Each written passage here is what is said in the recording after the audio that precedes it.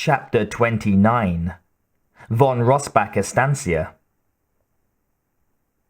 Epifanio answered the front door to find a lovely young woman waiting. She looked American in her blue jeans and t-shirt, and wore her honey blonde hair in a long braid that hung over her shoulder. The girl stroked the braid as if it were the tail of a cat, a splash of bright color against the greenery and flowers of the front gardens. "Si, señorita," he said aloud, politely. Young Señor John is becoming quite the man, Epifanio thought. The second beautiful young Yankee girl in a month. "I'm looking for Wendy," she said in Spanish. Somehow it sounded like a question. Epifanio shifted his feet uneasily. "I am sorry, señorita, but she is not here." Nor did he know where she went, or when, or if she would be back.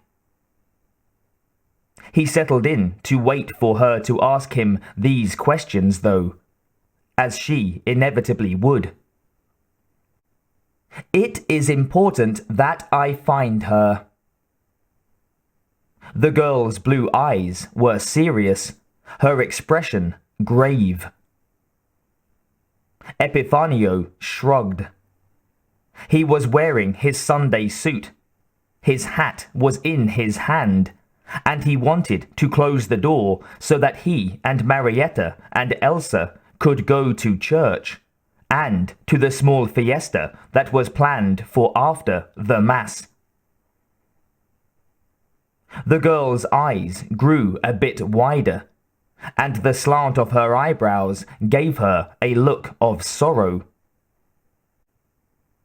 "I would hate to have to go to the police," she said. The overseer let out his breath in a deep sigh. Any moment Marietta would come to ask why he was taking so long. "I could only tell them what I have told you," he said reasonably. "She was here. She stayed here for a week, and then she left. I never spoke to her myself. At least, not after he turned her over to the Senora." He shrugged. "I am truly sorry, señorita, but I know nothing else." Now a hard look came into the young woman's eyes, and she looked into the hall behind him in a way that Epifanio thought quite rude. "Who is in charge here?" she demanded. Epifanio thought that no well-bred young woman should use such a tone to a man so much her senior as he was, regardless of rank or standing. But he'd heard that American girls were very bold and knew no better, so he tried to be patient. "This is the estancia of Señor Dieter von Rossbach," he replied. "But he is not home." "Is Wendy with him?" "It is possible." Epifanio turned his head slightly. He could hear footsteps approaching, Marietta's beyond a doubt, and he suppressed a sigh. "I really don't know." He shrugged again. "Who is it?" Marietta called from the end of the hall. "It is a young American girl," Epifanio told her. "She's looking for the señorita." "Ah," his wife said happily, and came forward. She had liked Wendy very much. "You are a friend of Senorita Dorset?" The girl smiled and nodded. "Yes, ma'am. It's very important that I find her. Do you know where she is?" Marietta was a bit taken aback that the child chose not to introduce herself. It seemed poor manners. But then everyone knew that Americans raised their children like dogs in a pen, teaching them nothing about how to behave. Then, too, perhaps she was so worried that she was forgetting her manners. If she had any. Marietta folded her arms beneath her bosom and frowned. "What do you want with her?" she asked. If the girl really had no manners, she wouldn't notice how intrusive the question was. But she could feel her husband looking at her aghast. "I'm not at liberty to say," the young woman answered primly. Then she raised her hands. "Look, if Senor von Rossbach isn't here, is there anybody around who would know where Wendy might be?" It was a complicated question, and husband and wife looked at each other.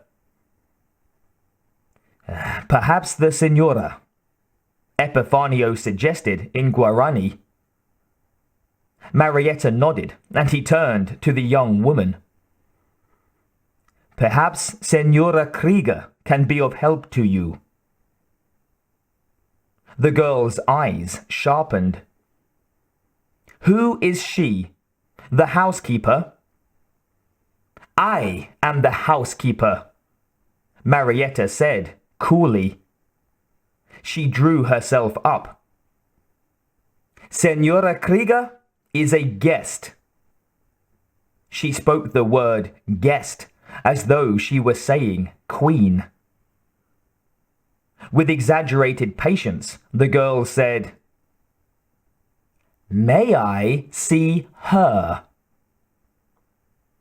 Epifanio and Marietta exchanged glances. "Let me guess. She isn't here." The young woman glared at them. "Is this some kind of game?" she snapped. "The Senora is out riding," Marietta said stiffly. She gestured graciously towards the furniture on the portal. "If you would care to wait for her, you are welcome. My husband and I are going to Mass and cannot entertain you." The girl blinked as though she didn't quite understand what Marietta meant. Then she nodded and went to sit on one of the rocking chairs, for all the world as though the couple had disappeared. Marietta widened her eyes and looked at her husband. He shrugged in response and closed the door, locking it behind him. Such a thing was almost never done, but he didn't trust this young gringa, and as no one was going to be home, he didn't like to leave the door open.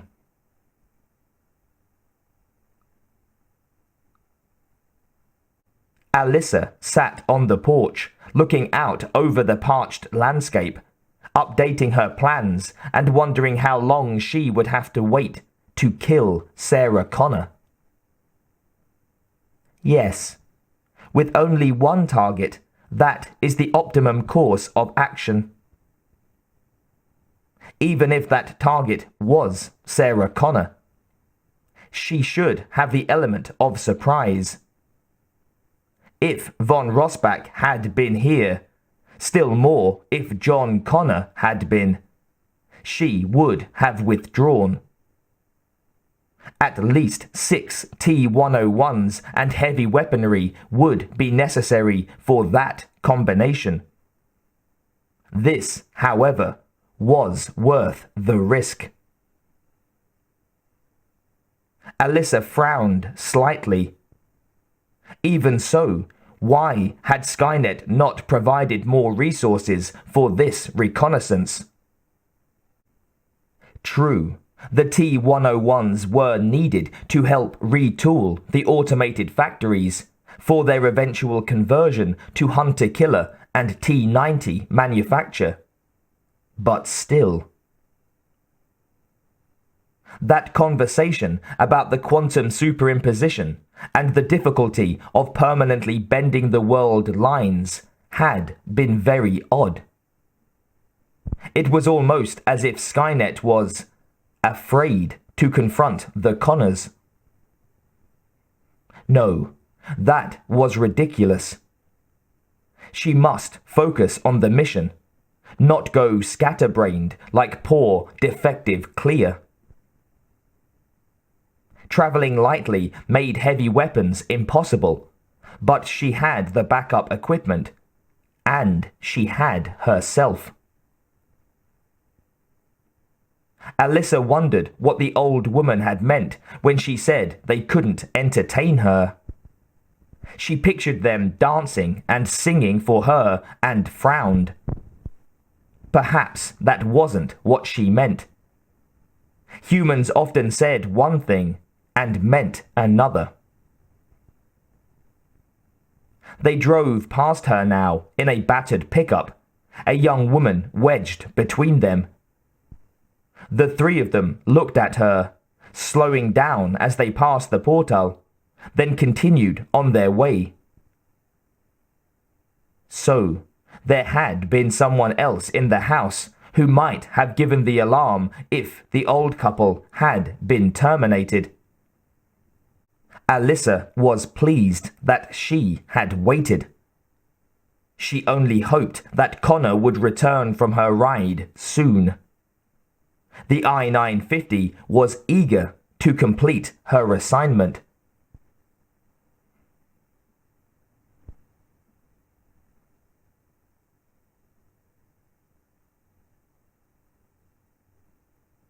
Sarah saw the truck coming and opened the gate for them. Gracias, señora! Epifanio called out. She smiled and waved in return, but instead of driving through, he brought the old pickup to a halt. Señora, there is an American girl waiting for you in the portal, he said. She says she is a friend of Señorita Dorset, Marietta said, leaning towards Epifanio's side of the truck, crushing poor Elsa without a second thought. Sarah looked up towards the house. Oh, she said. Si, Marietta said. And she is a very rude young woman too. Demanding to see people, threatening to call the police. She gave a loud tch and sat back up. Sounds like a handful, Sarah said with a slight smile. Thank you for telling me. De nada, Epifanio said. Enjoy the feasts, Sarah said. Go with God. She closed the gate behind the truck and turned the mare's head towards the house, not at all happy with the situation. Nobody knows where I am, she said. I didn't tell anybody, she said. There's no way they can follow me here, she said. Not much, Sarah thought bitterly. Lying little bitch. Sarah rode on, wondering if she was going to need to apply some serious damage control here.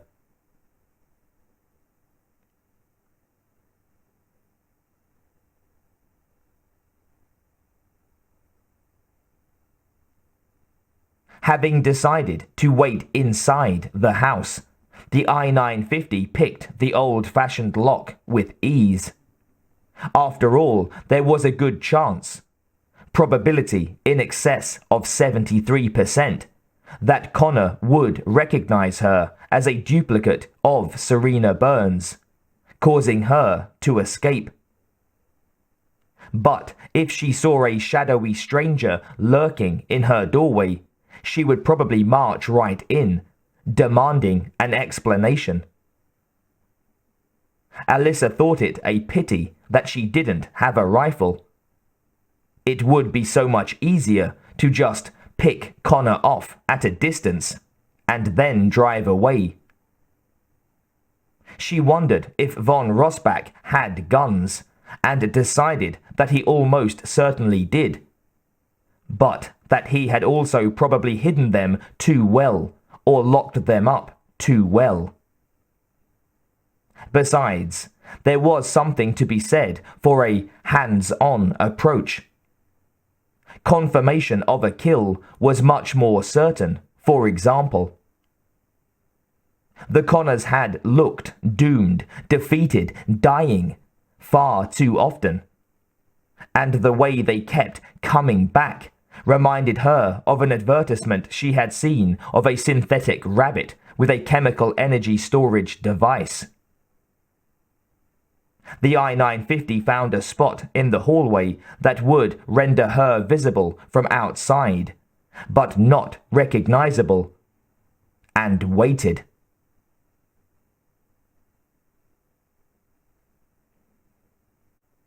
As Sarah rode up to the house, she saw a rental car off to the side, and that no one was on the portal, but the front door was wide open. Would Marietta leave a rude girl in the house alone? She wondered. It seemed unlikely. Would Wendy have a friend who was a housebreaker? Actually, she doubted it. Sarah might not have taken to the girl, but she'd seemed thoroughly honest, and honest people tended to have honest friends. She got off the horse and looped its reins over the railing out front. This shouldn't take too long. As she approached the front steps, she saw a slender woman lingering in the hall, and she called out a pleasant, "Hello!" The woman pulled back into the shadows, and the hairs rose on the back of Sarah's neck.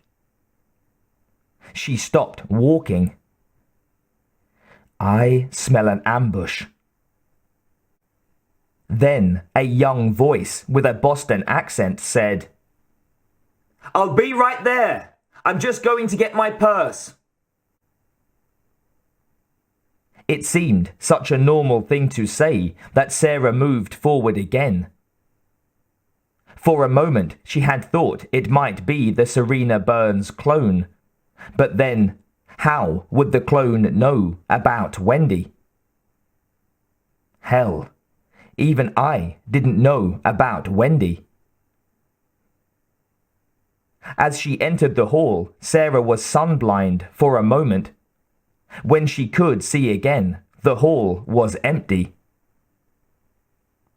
"I'm in here!" the voice called from the office. "I'm afraid I spilled some of the lemonade that the lady gave me." Sarah wasn't surprised that Marietta would give a guest refreshment, but she was surprised that she'd let her into the office. It was much more her speed to use the living room or the portal on a nice day like this. She moved down the hall and looked into the office. Ancient habit saved her life. She ducked her head before looking in. A sharp snap sounded, and a light caliber bullet punched through the hardwood molding at precisely the place where her face would have been at a natural height. Something unusual, maybe one of those plastic derringers built to get past airport scanning machines. Terminator! Her reflexes screamed. Nothing else could manage an offhand shot like that, calculating the angles with machine precision to anticipate where her skull would show around the door jamb. In the wake of the shot came pounding feet, sounding far heavier than the young girl Epifanio had described, beating a machine gun rapid tattoo on the floorboards, faster than anything natural could run. Sarah Connor had come a long way from the time when she'd been a waitress and part-time student. She ran herself, but deliberately in place, feet pounding the floor to supply the sound of flight. A slight form came out of the door, pivoting in place, with one hand flung out for balance. A hand that held something long and bright. Sarah was turned away, head cocked back over her shoulder to aim, in a perfect position for the mule kick. Any of the unarmed combat instructors that she'd had over the years would have been proud. Her right foot was already slamming back and up as her body went forward, toes curled back towards her shin to present the heel of her riding boot and all the power of leg and gut and body behind the kick. The steel insert met the thing's jaw with a gunshot crack and an underlying crumbling feeling. The Terminator cyborg might be stronger than 6 large men and heavier than it appeared by a good 50%. But it still had the dimensions of a slender teenager, which put an upper limit on mass. Sarah felt as if she had kicked a cement block wall, but the creature catapulted backward 4 feet down the corridor, landing on neck and shoulder in the angle of floor and wall with a smack and a wrench that would have put a human in traction and a neck brace for months, if they were lucky. Even the thing that was hunting her was stunned for an instant. The long knife flew out of her hand as she reeled, sinking into the corridor paneling and humming like a malignant bee. Sarah snatched at the hilt, and it came free effortlessly. Not steel, some sort of fancy composite, and the 12-inch blade was sharp as a malicious thought. She threw it overarm as the thing shook its blonde head and started to rise. The throw felt right, moving with a graceful inevitability to her adrenaline-sharpened senses. Teeth and blood showed through torn flesh on the perfect countenance of the killer cyborg as its head came up. Then it froze again as the needle-pointed blade sank into its body, right below the ribs, and sank hilt deep. That made the calm in its blue-eyed gaze even more chilling as it checked for a moment, looked down, then began to rise again. Sarah ran then. The gift of seconds was precious luck she didn't intend to squander. She heard it coming after her, slowly at first, then with a rising patter, more like the foot skittering of some monstrous insect than a human being, and far too fast. At the last instant, as they came into the living room, she swayed her hips aside like a matador with a motion of hips and torso. The young girl, Terminator, Sarah's mind screamed, came flashing through the space she'd occupied, left hand extended with the palm like the blade of a spear. The same stroke that had nearly gutted Sarah last year, that had put her in hospital for 6 months. Reflex flung her on her back, and she kicked out with the steel-shod toe of her riding boot. It connected with the infiltrator's kneecap with a dull thok, and yet the ruined face still had the graceful calm of a Botticelli angel and the body of a model, even with the hilt of the knife protruding from its taut young stomach. Only a trickle of blood came from the wound, despite the way the knife's movement must be razoring through tissue inside. Then Sarah was up and running down the hall to the sitting room with an athlete's raking stride. Feet came after her, light, still quick, but limping a little. Time slowed, and everything, the sudden racing of her heart, the salt taste of fear, the acrid smell of her own sweat, was irrelevant. Pain doesn't affect it, she thought, as she cleared the sofa like a hurdler. Only actual mechanical damage. It won't bleed out soon enough to do me any good. Don't let it get too close. Too strong, too quick. She landed on a low table on one foot and flung herself head first at a big upholstered chair.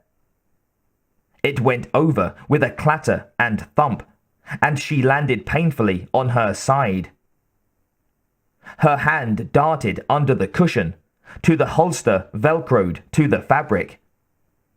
She scrabbled it out, jacked the slide as she scrabbled backward, and began squeezing the trigger even before she felt the thump of her shoulder blades against the floor. The gun was ready to go as soon as there was a round in the chamber. Dieter von Rossbach wasn't the sort who'd allow fumbling with a safety to be his last action. Crack! The first round went wild. The girl, the thing, was climbing over the chair rather than vaulting it. Then she effortlessly knocked the heavy wood and leather furniture out of her way. Her face had the emotionless purity of an artist's sketch, made more horrible by the slight hint of glee in the wide blue eyes. One hand was held up, ready for a classic sword hand strike with the outside of the palm. It would crack her head like an axe, but even then Sarah flinched at the red painted nails. Terminators were bad enough. These hybrid monstrosities were like picking up a baby and having its smile show the fangs of a wolf. Crack, crack, crack, crack. 4 of the 9mm rounds punched into the thing's torso and stomach. Blood welled out, and the slight form stumbled backward for an instant. The hand lashed out, but shock spoiled the perfection of the blow. It merely slapped the gun out of Sarah's grasp, sent it skittering over the dark beauty of the hardwood floor. The infiltrator collapsed, but her hand closed around Sarah's ankle, even as she scooted backward. Sarah screamed in involuntary agony as bone and tendon gave way beneath the grip. Her flailing hand closed on a poker where it rested in a wooden rack beside the clean-swept fireplace. She lashed out with it, a double-handed death grip on the black wrought iron, striking again and again with the hysterical loathing she might have used on a giant spider.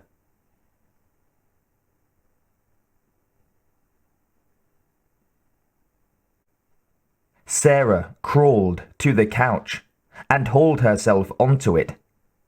Without warning, her body was racked by shivers, her teeth chattering in her head as if the temperature had dropped below freezing. She felt something liquid tickle her face as it ran down towards her chin and started to lift her hand to brush it off. To her surprise, she still held the poker.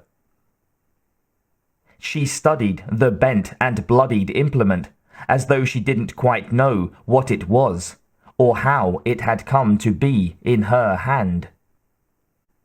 Indeed, it took Sarah a moment or two to remember how to let go of it.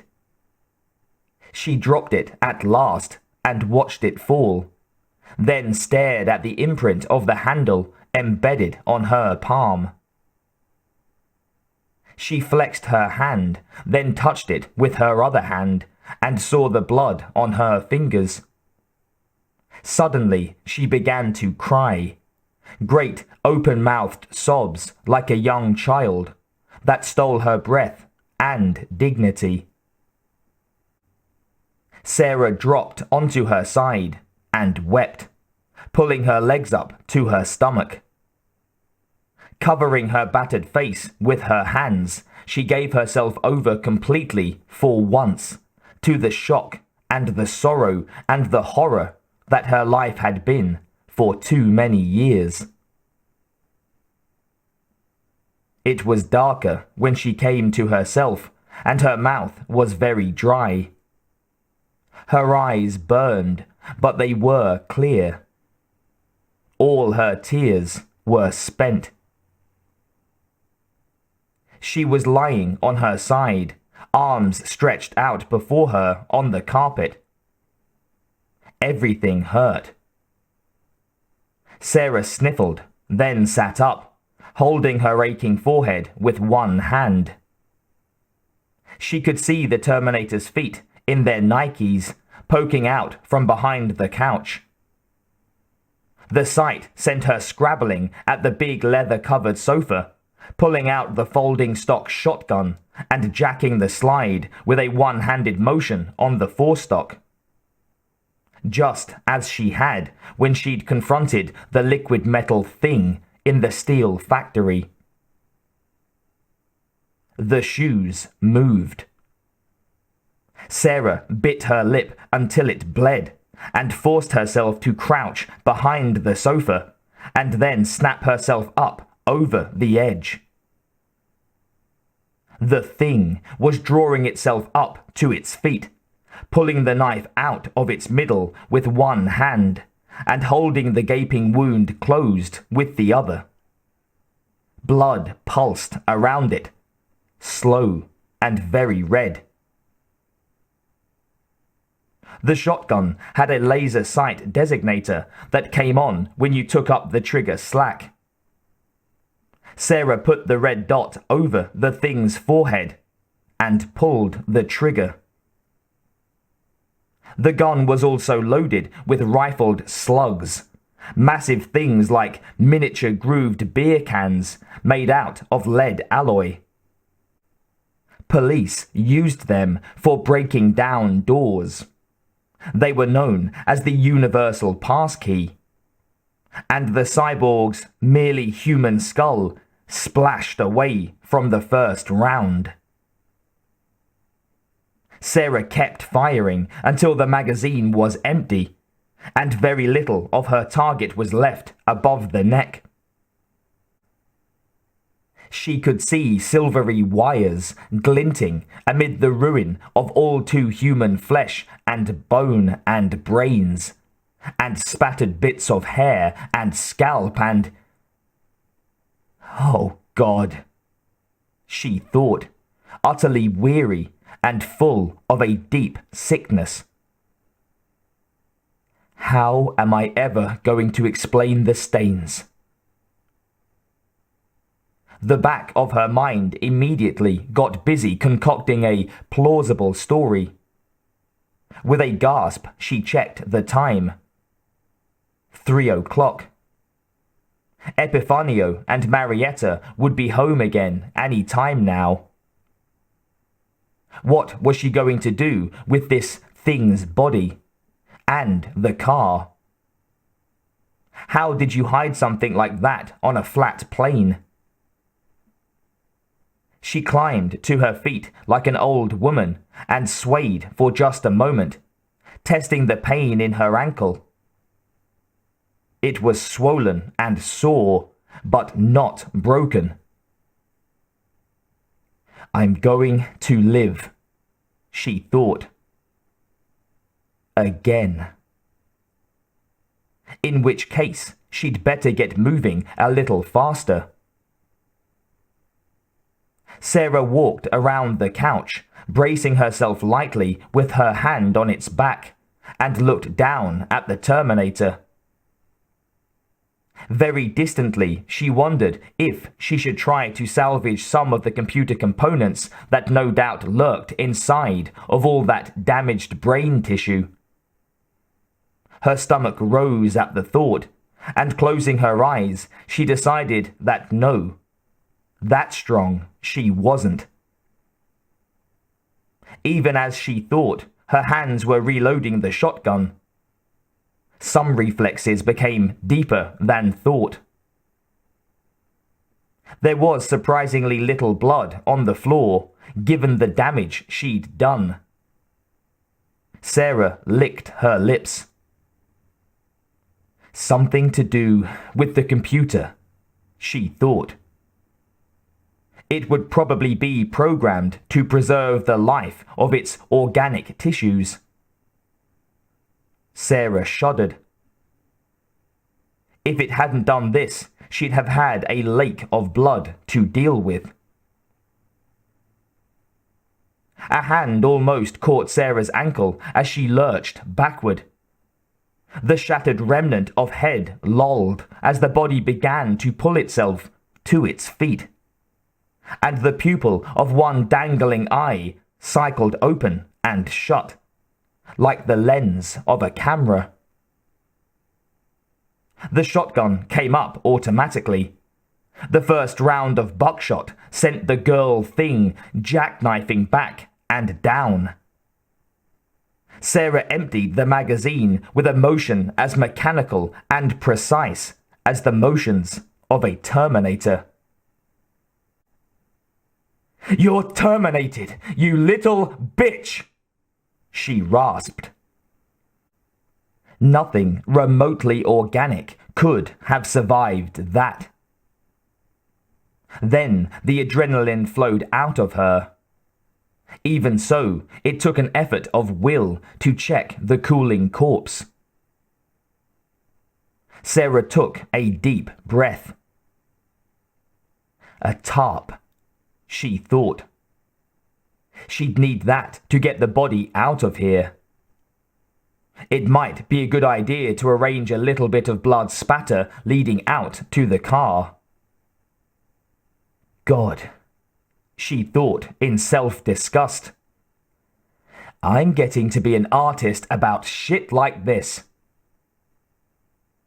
All at once, she knew what she was going to do.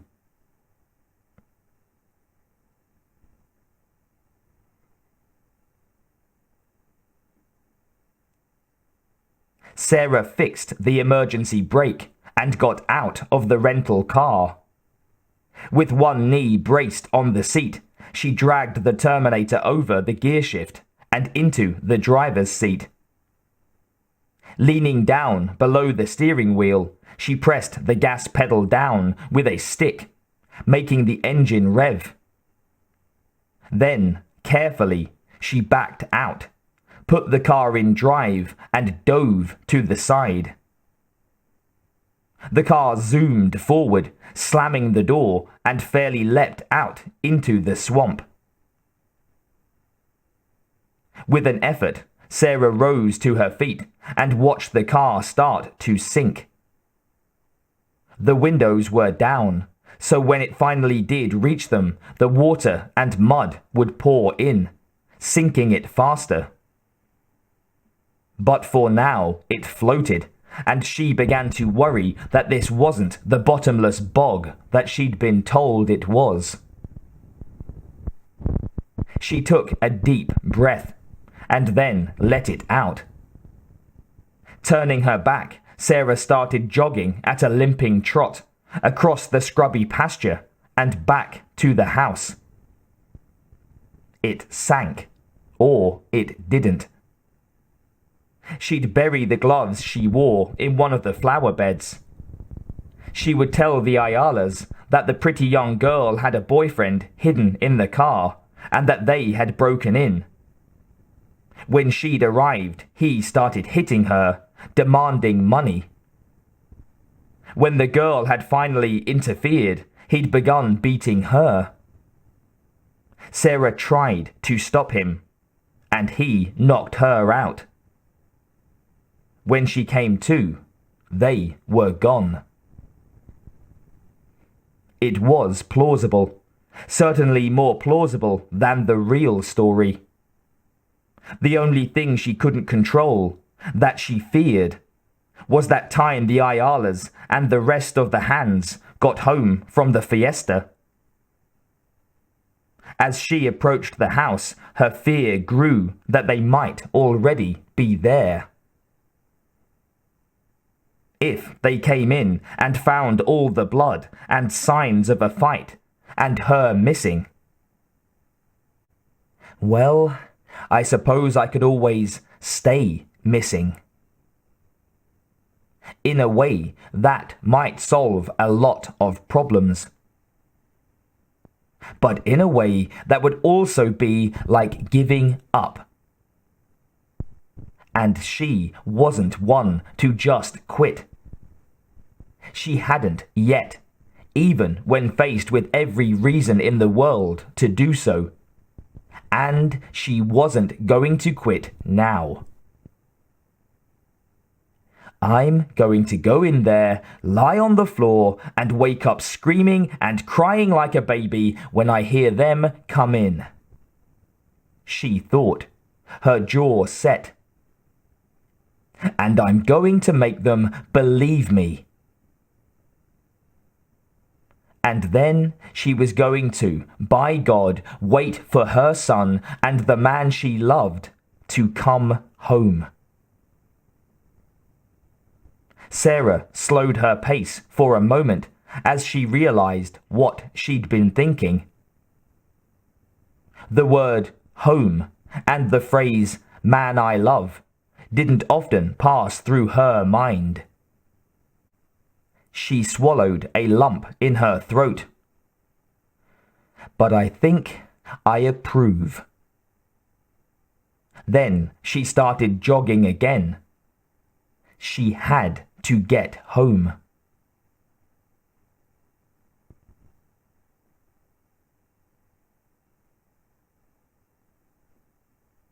As they drove up to the house, Epifanio slowed the truck. Linda, he murmured, pointing at the little mare. The senora didn't put her away, which was most unlike her. One of the things he respected about Senora Krieger was the way she treated her animal. That girl, his wife said. I knew she'd be trouble. Epifanio stopped the truck, and Marietta rushed ahead of them, bursting through the front door, exclaiming, Senora Krieger! Senora! Her voice trailed off in consternation as she looked at the wreckage in the front hall. Senora? Dieter and John, following on her heels, froze in the doorway. No, John said quietly. He started to move forward, but Dieter's arm barred his way. The older man shook his head slightly, his expression brooking no argument. They held that way for a long moment. Then John nodded shortly. Dieter gestured to Marietta, who had watched them in confusion, and she moved slowly to her husband's side. Von Rossbach swallowed hard and moved down the hallway, looking left and right, into the office, then into the living room. To him, it looked like the fighting had been fiercest there, and he walked in. Sarah was sitting on the couch, her face buried in her hands, her elbows on her knees.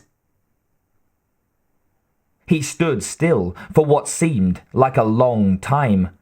Something in him that had clenched tight, stretched, and he let out a breath he hadn't known he was holding in a great rush of air. He rushed into the room, and she looked up, startled. For a second, he saw the old fear flash in her eyes, and then she recognized him. Sarah flashed to her feet and moved towards him, and without thought, as naturally as breathing, they came together, despite the limp and the growing bruise on one bare ankle. Dieter held her as tenderly as if she was made of spun glass. But Sarah clutched him to her with all her strength, and their kiss was a conversation that might have gone on for years, had they the time. "You're safe," he said, pulling back just slightly. "Yes." She smiled up at him, then gasped. "John," she said desperately, as though to make up for not asking about him first. "He's safe," Dieter said, his voice grim. Sarah looked at him warily. "But," she prompted. Von Rossbach bit his lip. "Wendy didn't make it." "Oh my God," Sarah whispered. "Oh my God." She shook her head. "It's my fault," she said. "I never should have let a civilian go with you. If she hadn't been so rattled by me, she would have been willing to stay here and wait for John to get back." She looked up at Dieter. "He must hate me." Dieter put his hand to her cheek. His thumb rubbed at a spot of blood. "What happened isn't your fault," he said. "We needed her skills. Skills that you do not have. You weren't in any condition for the Antarctic. It was brutal." He shook his head. "And more people on the mission might have jeopardized its success. Fewer people equals covert. You know that." "Dieter!" John called from the hall. Is it all right to come in? Von Rossbach took a deep breath, looked uncertainly at Sarah, and then called out, Yes! He leaned towards Sarah and whispered, John took a wound. He's fine, but it looks bad. Brace yourself. She looked alarmed and tried to step back from him, but von Rossbach refused to let her go. John walked in, trailed by the Ayalas and their niece, all of whom began exclaiming at the sight of the room's destruction and Sarah's bloodied and battered state. But John and Sarah only had eyes for each other. Now that John had seen them like this, Dieter let her go, and Sarah looked up at him once, gently touched his arm, and walked towards her son. Sarah looked into John's eyes and knew that all trace of youth, of childhood, were gone, as though the boy had never been. She was looking at a man. In that moment, when their eyes met, they shared a new bond. John understood now what she had lost when his father was killed. But unlike her, he had no part of Wendy that he could treasure as Sarah treasured him. No child to love and protect. Perhaps there never would be.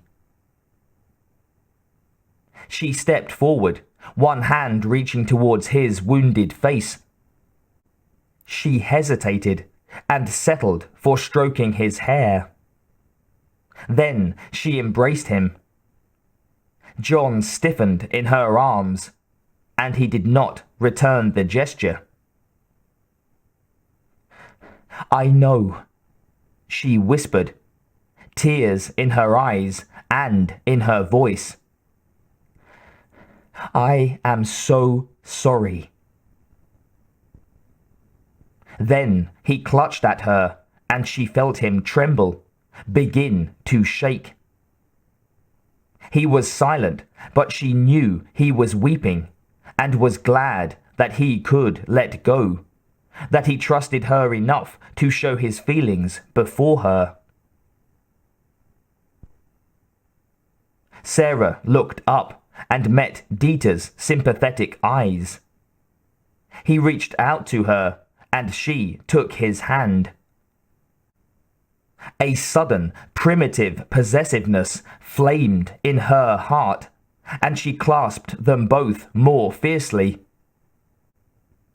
They were hers, and she would protect them both with all of the strength in her body and soul, as they would protect her. They were a family, each lending strength and support to the other. After so long on her own, she knew the value of such a bond, and she treasured it. Together they would face the future, and whatever it held. And in the end, however terrible the journey, they would win.